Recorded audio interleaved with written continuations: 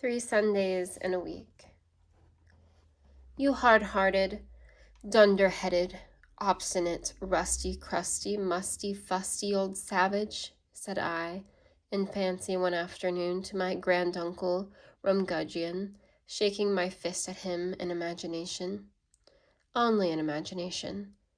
The fact is, some trivial discrepancy did exist just then, between what I had said and what I had not the courage to say, between what I did and what I had half a mind to do.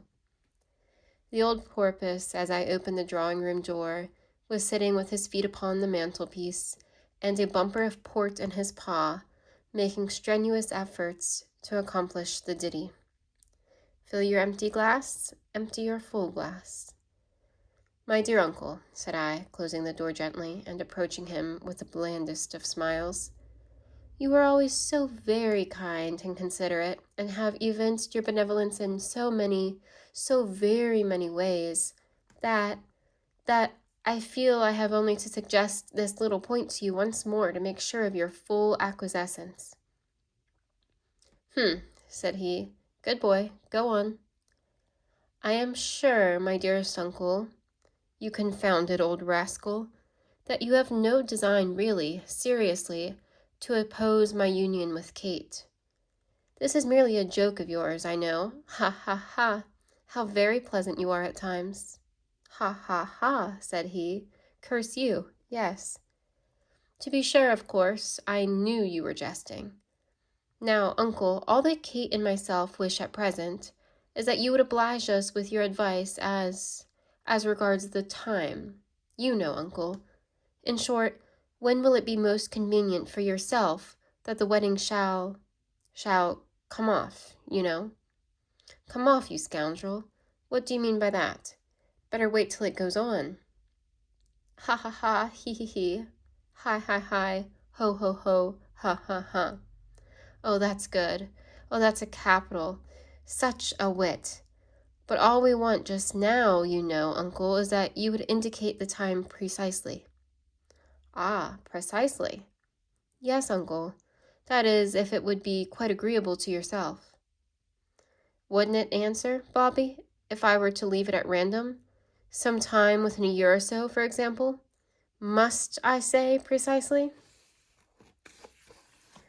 If you please, uncle, precisely. Well then, Bobby, my boy, you're a fine fellow, aren't you? Since you will have the exact time, I'll oblige you for once. Dear uncle. Hush, sir, drowning my voice. I'll oblige you for once. You shall have my consent and the plum. We mustn't forget the plum. Let me see. When shall it be? Today's Sunday, isn't it? Well, then you shall be married precisely, now mind, when there's 3 Sundays come together in a week. Do you hear me, sir? What are you gaping at? I say you shall have Kate and her plum when 3 Sundays come together in a week. But not till then, you young scapegrace, not till then, if I die for it. You know me. I'm a man of my word. Now be off. Here he swallowed his bumper of port, while I rushed from the room in despair. A very fine old English gentleman was my granduncle, Rumgudgeon, but unlike him of the song, he had his weak points. He was a little, pursy, pompous, passionate, semicircular somebody with a red nose and a thick skull, a long purse, and a strong sense of his own consequence. With the best heart in the world, he contrived, through a predominant whim of contradiction, to earn for himself, among those who only knew him superficially, the character of a curmudgeon. Like many excellent people, he seemed possessed with the spirit of tantalization, which might easily, at a casual glance, have been mistaken for malevolence. To every request, a positive "no" was his immediate answer. But in the end, in the long, long end, there were exceedingly few requests which he refused. Against all attacks upon his purse he made the most sturdy defense. But the amount extorted from him at last was generally in direct ratio with the length of the siege and the stubbornness of the resistance. In charity, no one gave more liberally or with a worse grace. For the fine arts, and especially for the belles lettres, he entertained a profound contempt. With this, he had been inspired by Casimir Perrier, whose pert little query, "What is a poet good for?" he was in the habit of quoting with a very droll pronunciation as the ultimate of logical wit. Thus, my own inkling for the muses had excited his entire displeasure. He assured me one day, when I asked him for a copy of Horace, that the translation of "A poet is born, not made" was a nasty poet fit for nothing, a remark which I took in high dudgeon. His repugnance to the humanities had also much increased of late by an accidental bias in favor of what he supposed to be natural science. Somebody had accosted him in the street, mistaking him for no less a personage than Dr. Double L.D., the lecturer on quack physics.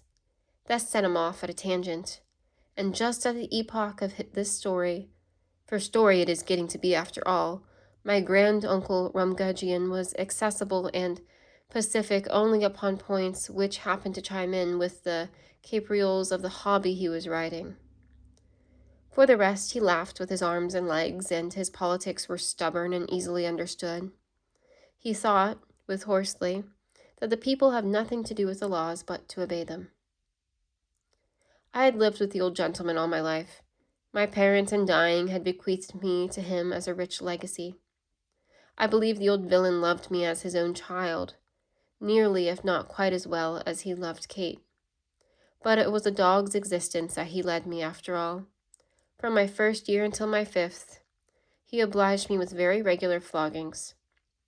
From 5 to 15, he threatened me hourly with a house of correction. From 15 to 20, not a day passed in which he did not promise to cut me off with a shilling. I was a sad dog, it is true, but then it was a part of my nature, a point of my faith. In Kate, however, I had a firm friend, and I knew it. She was a good girl, and told me very sweetly that I might have her, plum and all, whenever I could badger my granduncle Rumgudgeon into the necessary consent. Poor girl, she was barely 15, and without his consent, her little amount in the funds was not come at able until 5 immeasurable summers had dragged their slow length along. What then to do? At 15 or at 21, for I had now passed my 5th Olympiad, 5 years in prospect are very much the same as 500. In vain we besieged the old gentleman with importunities. Here was a piece of resistance, as Messrs. Ude and Carine would say, which suited his perverse fancy to a T. It would have stirred the indignation of Job himself to see how much like an old Mauser he behaved to us poor wretched little mice. In his heart he wished for nothing more ardently than our union. He made up his mind to this all along. In fact, he would have given 10,000 pounds from his own pocket, Kate's plum was her own, if he could have invented anything like an excuse for complying with our very natural wishes. But then we had been so imprudent as to broach the subject ourselves. Not to oppose it under such circumstances, I sincerely believe, was not in his power. I have said already that he had his weak points, but in speaking of these, I must not be understood as referring to his obstinacy, which was one of his strong points.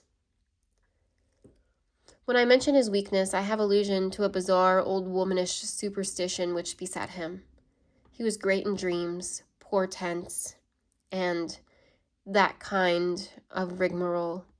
He was excessively punctilious, too, upon small points of honor, and, right after his own fashion, was a man of his word beyond doubt. This was, in fact, one of his hobbies. The spirit of his vows he made no scruple of setting at naught, but the letter was a bond inviolable. Now, it was this latter peculiarity in his disposition of which Kate's ingenuity enabled us one fine day, not long after our interview in the dining room, to take a very unexpected advantage, and, having thus, in the fashion of all modern bards and orators, exhausted in prolegomena, all the time at my command and nearly all the room at my disposal, I will sum up in a few words what constitutes the whole pith of the story. It happened then, so the fates ordered it, that among the naval acquaintances of my betrothed were two gentlemen, who had just set foot upon the shores of England after a year's absence, each in foreign travel.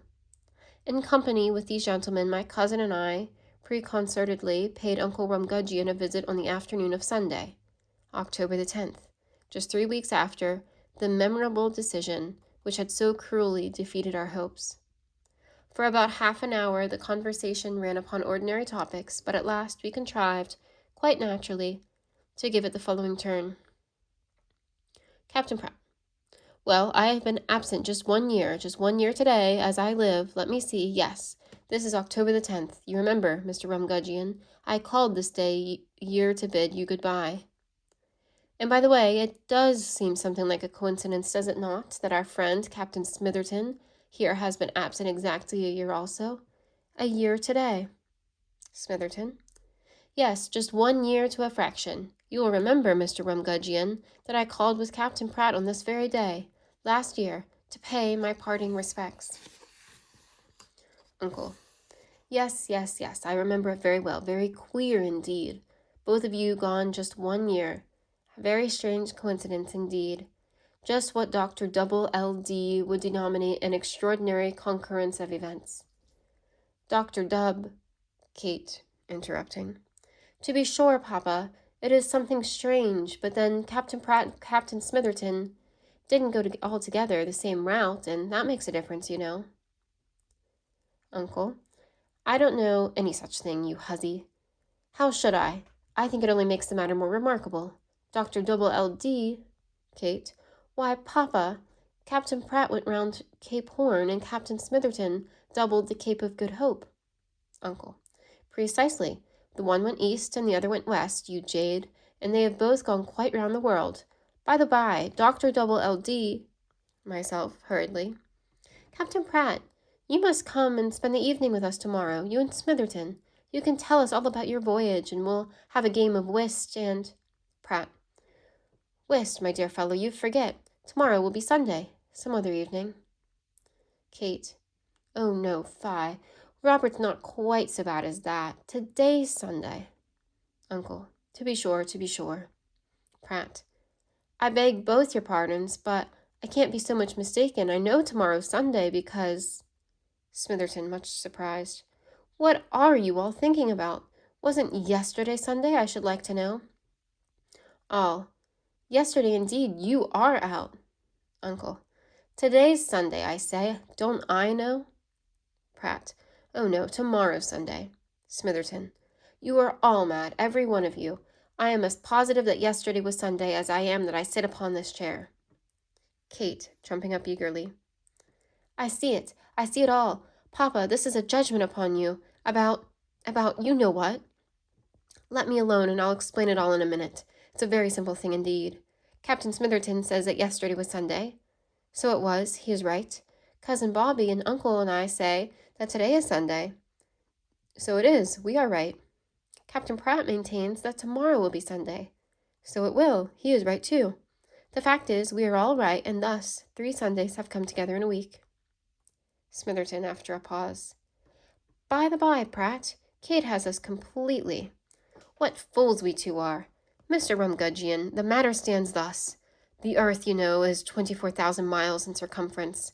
Now this globe of the earth turns upon its own axis, revolves, spins round, these 24,000 miles of extent, going from west to east in a precisely 24 hours.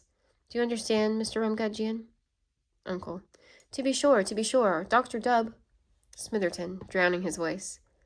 Well, sir, that is at the rate of 1,000 miles per hour. Now, suppose that I sail from this position 1,000 miles east. Of course I anticipate the rising of the sun here at London by just 1 hour. I see the sun rise 1 hour before you do. Proceeding in the same direction yet another 1,000 miles, I anticipate the rising by 2 hours. Another 1,000, and I anticipate it by 3 hours, and so on. until I go entirely around the globe and back to the spot when, having gone 24,000 miles east, I anticipate the rising of the London sun by no less than 24 hours. That is to say, I am a day in advance of your time. Understand, eh? Uncle. But double LD, Smitherton, speaking very loud. Captain Pratt, on the contrary, when he had sailed 1,000 miles west of this position, was an hour, and when he had sailed 24,000 miles west, was 24 hours, or 1 day, behind the time at London. Thus, with me, yesterday was Sunday, thus with you, today is Sunday, and thus with Pratt, tomorrow will be Sunday. And what is more, Mr. Rumgudgeon, it is positively clear that we are all right, for there can be no philosophical reason assigned why the idea of one of us should have preference over that of the other. Uncle. My eyes. Well, Kate, well, Bobby, this is a judgment upon me, as you say, but I am a man of my word, mark that. You shall have her, boy, plum and all, when you please, done up by Jove, 3 Sundays all in a row. I'll go and take double LD's opinion upon that.